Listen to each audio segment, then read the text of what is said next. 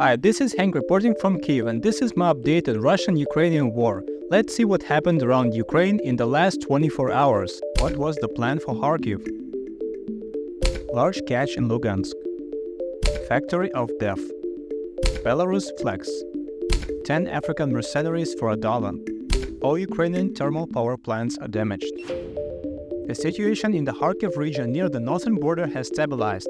There are positional battles, and every day Russia launches multiple guided bombs like those that attacked the shopping center 3 days ago, but there is no advance deeper into Ukraine. Ukrainian analysts studied Russian plan and compared it with information from our commander-in-chief.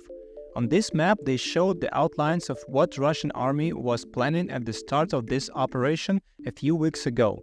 I remind you that they launched the offensive 2 weeks earlier due to the approval of a military aid package from the United States, which forced them to rush and cost them a lot of soldiers' lives. Everyone who has studied this operation agrees that at the very beginning Russian group did not have enough forces to actually carry out the seizure of our territories depicted here. And Kharkiv has a population of 1.5 million. Based on this map, the plan was: Stage 1, Red Zone. First, a massive artillery and air attack on border strip. Second, a diversionary attack on the Sumy region from the east. Third, breakthrough and capture of Vovchansk in the red zone. Stage 2, Blue Zone. The first task was to reach the borders of the specified territory in the Blue Zone. Second, pulling up reinforcements to the captured territory. Stage 3, Purple Zone. At this stage, they plan to capture all the territory indicated in purple. So, in 18 days, Russians could not even complete the first stage to capture Vovchansk, gain a foothold and cross the river. Let me remind you that this was a town of 17,000 people. Analyst Konstantin Mashovets argues that there is still a gap between the intentions of Russian military command and their real capabilities.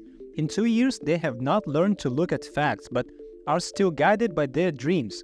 By the way, if they really looked the facts in the face, it would become clear that this war makes no sense, and they have no chances to actually capture a country with a population of 40 million. What do I know so far? In the occupied city of Lugansk in eastern Ukraine, a military plant was hit, next to which there was a deployment site for officers and S-300 air defense system. That's all information for today, and all I have is a short video and a few photos of this massive fire. The city of Lugansk has been under occupation for 10 years, and it's difficult to get photographs from there quickly. I have friends who come from that region, and they are very sad about what happened. Most of the young people left, and those who stayed live in rather depressed conditions, and besides, after the occupation, a huge amount of cheap drugs appeared there. In such a situation, it's difficult to maintain a positive attitude, and it seems to me that it will take many years to restore normal life there after the war. But the fact that there is one less Russian military facility there is a step towards the occupation, and we will get there step by step. The Wall Street Journal published an article with the loud title, "The Russian Drone Plan That Could Shape the War in Ukraine." I understand that journalists often make big headlines to attract your attention, to get you interested, and often this is not entirely true, but to my regret, now this is a fairly accurate description. This plant is a big problem for us.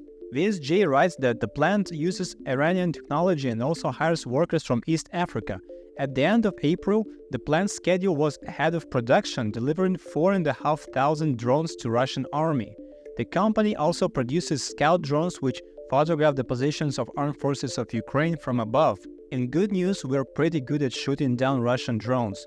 During the 2 years of the active phase of the drone war, we have formed mobile groups for which we purchased pickup trucks, machine guns and powerful searchlights. Their rate of shooting down targets even at night is now above 80%, which is very good.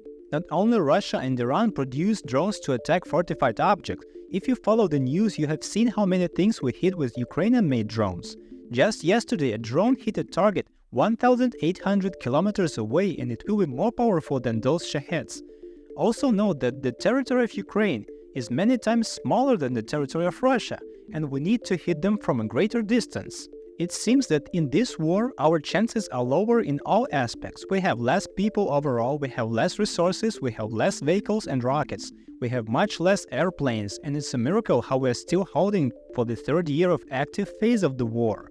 I will leave a link to the article below this video. The Center for Counter Disinformation reports that Russian propaganda is now planning to launch an information and psychological operation that is planned to open a second front from Belarus. By the way, they are currently holding joint exercises there. Good old Belarus, as they sing in their anthem, "We Belarusians are peaceful people." Peaceful people peacefully watch as missiles fly from their territories to kill other peaceful people in Ukraine, and for peaceful people in Belarus, this is totally okay. My grandmother was from Belarus. According to legend, she was born on a train during a German bombing in 1941. Her birthday was on the 30th of June, but she celebrated on the 1st of July all her life to avoid the months of war. Just imagine how painful it was for a person to survive the horror of war back then. Her father, my great-grandfather, was an officer in the Soviet army, and for the fact that he was able to lead his squad out of encirclement, Stalin sentenced him to exile in Siberia for 20 years. They suspected him of treason because he came out in front of the Nazis' noses without a scratch. How can you love Soviet Union after all this? We are following events near our border in Belarus, and I hope that this is just another cheap propaganda, and active Belarusians who are fighting on our side are confident that Lukashenko will not risk sending his cardboard troops against the armed forces of Ukraine. According to our intelligence, Russians have intensified the campaign to purchase mercenaries in Rwanda, Burundi, Congo, and Uganda in order to fight in Ukraine. The recruitment of these characters is carried out by a unit of the Russian Ministry of Defense.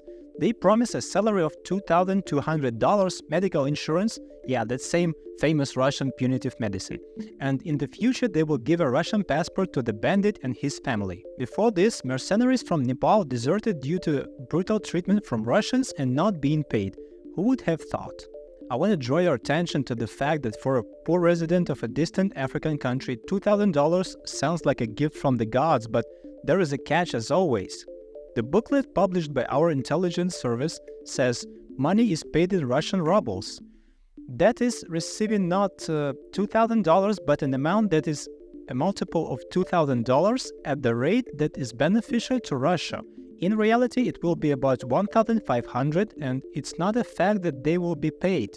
There have already been many videos from the same Nepalese and from Russians themselves who are not paid even half. Yes, it's still a chance for the poor, but how likely are they to survive to get that money? Unfortunately, Russia uses such opportunities and we do not have them. Not simply because we do not recruit scoundrels around the world due to a lack of resources, but because it's not our rules to play dirty even in such terrible conditions. Electricity supplier Ukrenergo made statement that absolutely all thermal power plants in Ukraine are damaged or destroyed. Their share in energy production has decreased from 30% to 5%. This photo shows a fire at the Tripilska thermal power plant near Kyiv after Russian attack with a new X-69 missiles on the 11th of April this year. I want to insert this news here and I don't know what to add. Just imagine that every thermal power plant in your entire country was hit by missiles. In peacetime, I would not believe it. I don't know what will happen next, no one knows. We have lost so much infrastructure and it will take years to rebuild. It's amazing that we are still standing. Yes, in the end, Russia will pay for everything with its own money, and perhaps captured Russians will build these power plants like captured Nazis of the previous generation had to rebuild Ukraine after the previous war.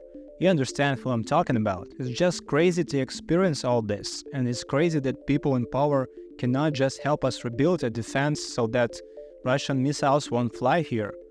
Sell us air defense on credit. It's that simple. Donald Trump offered to sell us military equipment on credit. Why not? If this unlocks all the modern equipment, sell it to us. Write it down as debt, and after the victory, Russia will be paying it back for decades as reparations. By the way, write in the comments how much would you value the reparations for yourself. For example, your house burned down, your cats burned alive in it, 4 of your relatives died and you lost all your property and you have nowhere to live. Asking for a friend. That was all the news I wanted to tell you today. There were also a lot of different information about signed agreements, security guarantees, deliveries of F-16s, no one knows how many and when, permissions and ban on attacks on military targets on Russian territory and blah blah blah blah blah. Mostly everything we already heard months or years earlier. This was my update on the Russian-Ukrainian war for day number 825. I hope you're watching this video in safety and you're doing well. Take care and see you tomorrow.